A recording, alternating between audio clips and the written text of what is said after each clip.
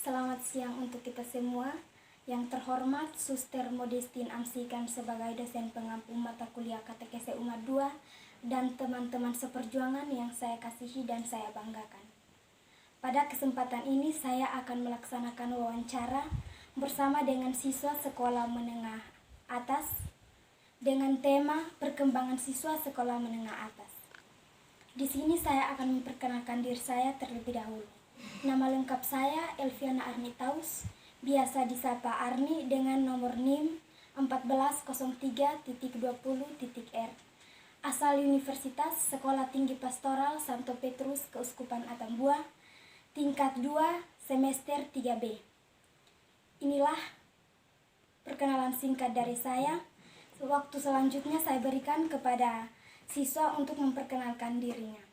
Terima kasih atas kesempatan yang diberikan kepada saya. Saya akan memperkenalkan diri. Nama saya Maria Delsi Anataus, biasa dipanggil Delsi. Tempat tanggal lahir Nae 1 Oktober 2004. Asal sekolah SMA Negeri Taikas, kelas 10 IPS 2. Bakat atau minat bermain bola voli. Selanjutnya saya akan memperkenalkan anggota keluarga saya. Nama ayah Sylvester Taus, ibu Adelina Talan. Saya anak ketiga dari 6 bersaudara.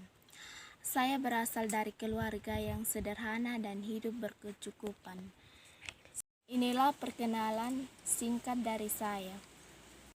Saya akan memberikan beberapa pertanyaan kepada adik untuk menjawab pertanyaan mengenai perkembangan siswa sekolah menengah atas. Yang pertama, bagaimana kelahiran dan perkembangan fisik sebagai sekolah menengah? Perkembangan fisik sebagai seorang sekolah menengah yaitu berada pada tahap yang tidak jelas dalam proses perkembangan individu, karena sebagai siswa sekolah menengah berada pada periode transis, yaitu dari periode kanak-kanak menuju periode orang dewasa.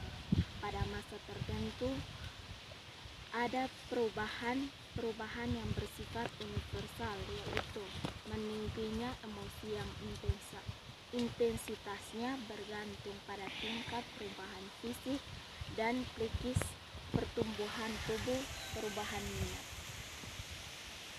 Yang kedua, sejauh mana perkembangan psikis adik sebagai siswa sekolah menengah atas?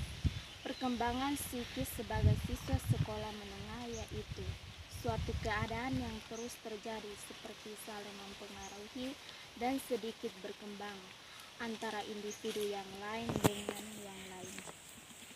Jiwa pribadi sering mengalami pertentangan secara internal. Hal inilah kemudian yang terbawa dalam interaksi dengan orang lain, termasuk orang tua, yang seperti emosi yang tidak stabil, menyebabkan sering bermasalah dengan orang tua, keluarga, dan teman. Sering bersikap menantang atau menentang orang tua. Hal-hal yang tidak bisa dipenuhi atau diraih dapat menyebabkan rasa gelisah.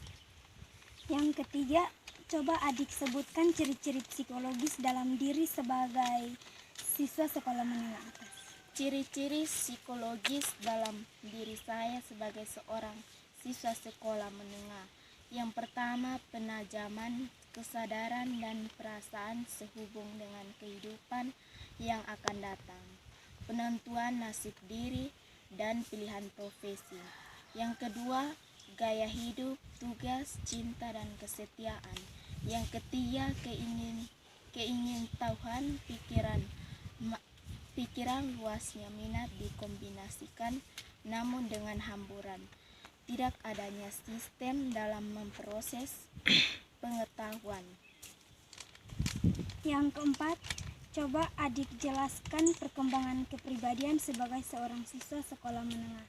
Perkembangan kepribadian saya sebagai seorang siswa sekolah menengah. Yang pertama, tertarik pada nilai-nilai hidup seperti kebenaran, keadilan, cinta kasih.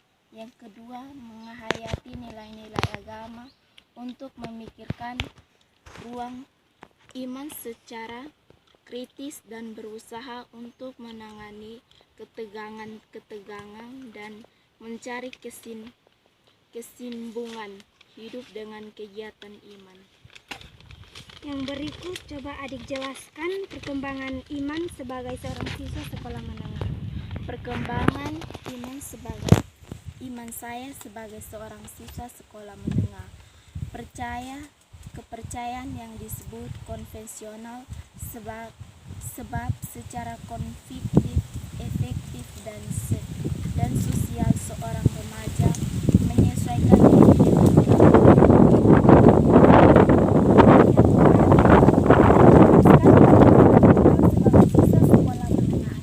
perkembangan moral sebagai seorang siswa sekolah menengah. Nilai-nilai moral seperti kerjasama, toleransi, berlaku adil, jujur, rendah hati, tanggung jawab, dan peduli. Inilah wawancara singkat dari kami. Kepada adik, saya mengucapkan limpah terima kasih atas waktu dan kesempatan yang sudah adik sisihkan untuk dapat saya wawancarai. Sekian dan terima kasih.